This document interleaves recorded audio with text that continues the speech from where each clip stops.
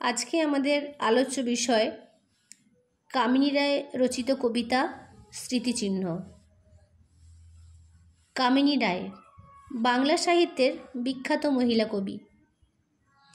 জন্মেছিলেন বাংলাদেশের বরিশাল জেলার বাসন্ডা গ্রামে। বাবা চণ্ডীচরণ সেন। মায়ের কাছেই প্রথম বর্ণ পরিচয়। সে যুগে মেয়েদের লেখাপড়া করার উপর প্রচুর বাধা বিপত্তি ছিল। সেই জায়গায় দাঁড়িয়ে প্রথম মহিলা গ্র্যাজুয়েট আমাদের কবি কামিনী রায়, মহিলা কবি কামিনী রায়। তার লেখা কবিতা স্মৃতিচিহ্ন আজ আমাদের আলোচ্য বিষয়। ওরা ভেবেছিল মনে আপনার নাম, মনোহর হর্মরূপে বিশাল অক্ষরে ইষ্টক প্রস্তরে রচি চিরদিন তরে রেখে যাবে। ওরা ভেবেছিল। কারা ভেবেছিল? রাজা, মহারাজা, বিখ্যাত ব্যক্তি, ধনবান ব্যক্তি, এরা ভেবেছিল মনে মনে। কি ভেবেছিল?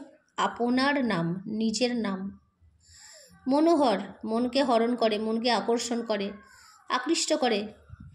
হর্মরূপে, বড় বড় অট্টালিকা রূপে। হর্ম শব্দের অর্থ অট্টালিকা। বড় বড় অট্টালিকা ওরা নির্মাণ করে যাবে। সেই অট্টালিকাতে বিশাল অক্ষরে লিখে যাবে নিজেদের নাম।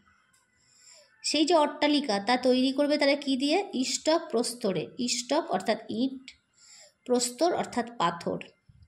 ইট পাথর দিয়ে বড় বড় অট্টালিকা তৈরি করে সেই অট্টালিকাতে চিরদিনের তরে ওদের নাম ওরা অমর করে লিখে রেখে যাবে। এটা ওরা ভেবেছিল।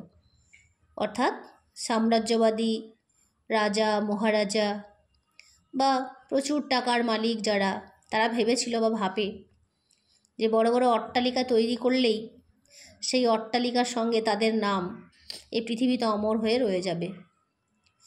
মূঢ় ওরা, ওরা বোকা, মূর্খ।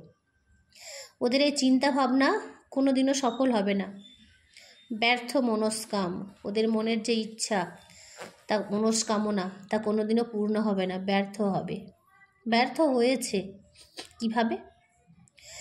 প্রস্তর খসিছে ভূমে প্রস্তরের পরে। সেই যে ইট পাথর দিয়ে অট্টালিকা তৈরি করেছিল, সেই অট্টালিকার সেই পাথর, সেই ইট একটা একটা করে খসে পড়েছে মাটিতে। বড় বড় অট্টালিকা আজ আর নেই দাঁড়িয়ে। সেই অট্টালিকার জায়গায় দাঁড়িয়ে রয়েছে কি না ভগ্ন স্তূপ। চারিদিকে সব ভেঙে চুরমার হয়ে স্তূপ হয়ে পড়ে আছে।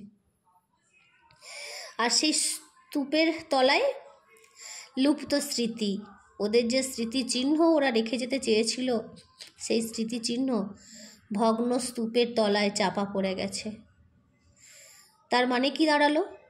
না বড় বড় অট্টালিকা তৈরি করে, রাজপ্রাসাদ তৈরি করে, বিশাল বিশাল বিল্ডিং তৈরি করে কেউ কখনো অমর হতে পারে না। এটা যারা ভাবে তারা মহামূর্খ, তারা বোকা। তাদের এই মনস্কামনা কোনো দিনই পূর্ণ হয় না। শুষ্ক তৃণ কাল নদী জলে ভেসে যায় নামগুলি, কে বা রক্ষা করে? নদীর তার ধারে যদি শুকনো ঘাস থাকে, সে কিন্তু নদীর জলের স্রোতে ভেসে যায়। ঠিক তেমনিভাবে সময়কে নদীর জলের সঙ্গে তুলনা করা হয়েছে। যে সময় যেমন নদীর জল যেমন বয়ে চলেছে, সময়ও কিন্তু তেমন প্রবাহিত হয়ে চলেছে। সেই সময়ের সাথে সাথে শুকনো তৃণ বা ঘাস যেমন নদীর জল ভাসিয়ে নিয়ে চলে যায়, সময়ও তেমন আস্তে আস্তে এই নামগুলোকে সব ভাসিয়ে নিয়ে চলে যায়। অর্থাৎ সময়ের সাথে সাথে এই নামগুলো মানুষ ভুলে যায়, কেউ তাদের রক্ষা করে না। এই রাজা মহারাজা, অত্যাচারী রাজা মহারাজা বা যে ধনী ব্যক্তিরা ভেবেছিল যে তারা বড় বড় অট্টালিকা তৈরি করে অমর হয়ে থাকবে, মানুষের মনে তাদের নাম উজ্জ্বল হয়ে থাকবে, তা কিন্তু হয় না। সময়ের স্রোতে স্রোতে সাথে সাথে তাদের সবাই ভুলে যায়। মনে রাখে কাদের? মানব হৃদয়ে ভূমি করি অধিকার। মানুষের হৃদয় সেটা ভূমি, ভূমির সমান। মানুষের হৃদয় ভূমিকে যারা অধিকার করে থাকে, করেছে প্রতিষ্ঠা যারা দৃঢ় সিংহাসন, মানুষের হৃদয়ে যারা সিংহাসন প্রতিষ্ঠা করে আছে, তাদেরকে মানুষ মনে রাখে। কারা তারা? বড় বড় মহাপুরুষরা, বিখ্যাত ব্যক্তিরা, যারা তাদের ভালো কাজের মাধ্যমে আমাদের মনের মধ্যে জায়গা তৈরি করে নিয়েছেন। বড় বড় লেখক লেখিকা, বড় বড় সাহিত্যিক, তারা তাদের লেখার মাধ্যমে, তাদের বিখ্যাত রচনার মাধ্যমে আমাদের মনের মধ্যে জায়গা করে নিয়েছেন, আমাদের হৃদয় দখল করে রয়েছেন। করেছে প্রতিষ্ঠা যারা দৃঢ় সিংহাসন, তারা আমাদের হৃদয়ে তাদের দৃঢ় সিংহাসন, শক্তপোক্ত সিংহাসন প্রতিষ্ঠা করে আছে। সে সিংহাসন চাইলেও ভাঙবে না, চাইলেও সেই সিংহাসনকে আমাদের হৃদয় থেকে নড়ানো যাবে না। দরিদ্র আছিল তারা, তারা কিন্তু দরিদ্র ছিল। তারা কেউ ধনী গৃহে জন্মায়নি, তাদের বড় বড় অট্টালিকা তৈরি করার ক্ষমতা ছিল না, তাদের ইট কাঠ পাথর জড়ো করার ক্ষমতা ছিল না, ছিল না সম্বল প্রস্তরের এত বোঝা জড়ো করিবার। এই যে প্রস্তরের পর প্রস্তর ইট কাঠ পাথর জড়ো করে বড় বড় অট্টালিকা যারা তৈরি করেছিল, তাদের মতো সামর্থ্য এদের ছিল না। তবু তারা কিন্তু মানুষের হৃদয় দখল করে রয়েছে, তাদের মহান, তাদের ভালো, তাদের কাজের জন্য। তাদের রাজত্ব হেরো, বলছে দেখো তাদের রাজত্ব অক্ষুণ্ণ কেমন, তাদের রাজত্ব অক্ষুণ্ণ, একটুও ক্ষয় হয়নি, একটুও নষ্ট হয়নি। আমাদের হৃদয় মাঝে তাদের রাজত্ব জলজল করছে। কাল স্রোতে ধৌত নাম নিত্য সমুজ্জ্বল। কালের স্রোতে, সময়ের স্রোতে স্রোতে, সময়ের সঙ্গে সঙ্গে তাদের নাম যত দিন যাচ্ছে তত নাম তাদের সমুজ্জ্বল, উজ্জ্বল হচ্ছে। সময়ের সঙ্গে সঙ্গে তাদের নাম আরও উজ্জ্বল হচ্ছে। যত দিন যাচ্ছে তত তাদের কৃতিত্ব, তত তাদের কীর্তি, তাদের যশ খ্যাতি মানুষ থেকে আরেক মানুষের হৃদয়ে ছড়িয়ে পড়ছে, পৃথিবীব্যাপী ছড়িয়ে পড়ছে। তারা অমর হয়ে রয়েছে।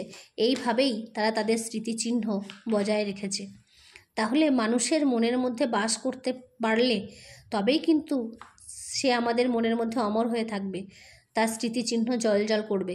বড় বড় অট্টালিকা রাজপ্রাসাদ তৈরি করে, বড় বড় গাড়ি বাড়ি নিয়ে চললে কখনোই কিন্তু আমরা মানুষের মনের মধ্যে আসন তৈরি করতে পারবো না। যেমন ধরো ঈশ্বরচন্দ্র বিদ্যাসাগর, তিনি তার মহান কীর্তির জন্য অমর হয়ে রয়েছেন। কবিগুরু রবীন্দ্রনাথ ঠাকুর, হাজী মোহাম্মদ মহসিন, এরা সবাই তাদের ভালো কাজের জন্য, সমাজে অনেক কিছু অবদান আছে তাদের অবদানের জন্য আজও আমাদের মনের মধ্যে জলজল করছেন। কিন্তু বড় বড় যে রাজপ্রাসাদ আমরা দেখেছি অনেক জায়গাতেই ভেঙে চুরমার হয়ে পড়ে রয়েছে, ভগ্ন স্তূপ হয়ে পড়ে রয়েছে। সেই কোন রাজার আমলে এই রাজপ্রাসাদ তৈরি হয়েছিল, যারা আমরা পড়াশোনা করছি একটু আধটু, তারা যদিও বা জানি, কিন্তু যে মানুষগুলো ইতিহাস পড়েননি, যাদের পড়াশোনার সাথে পুঁথিগত বিদ্যার সাথে কোনো সম্পর্ক নেই, তারা সেই রাজার নাম মনেই রাখেননি। কিন্তু ঈশ্বরচন্দ্র বিদ্যাসাগর দেখো, তাকে সবাই চেনে।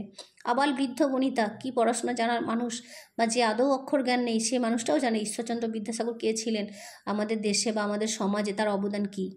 তাহলে মানুষ তার ভালো কাজ, তার ভালো কাজের মাধ্যমেই সে অপরের অন্তরের জলজল করবে, বা সেটাই তার স্মৃতিচিহ্ন। এর পরের পর্বে আমি তোমাদের স্মৃতিচিহ্ন কবিতার প্রশ্ন উত্তরগুলো আলোচনা করে দেব। এর পরের ভিডিওটা সবাই দেখবে এবং আমার এই ভিডিও লাইক, শেয়ার ও সাবস্ক্রাইব করবে।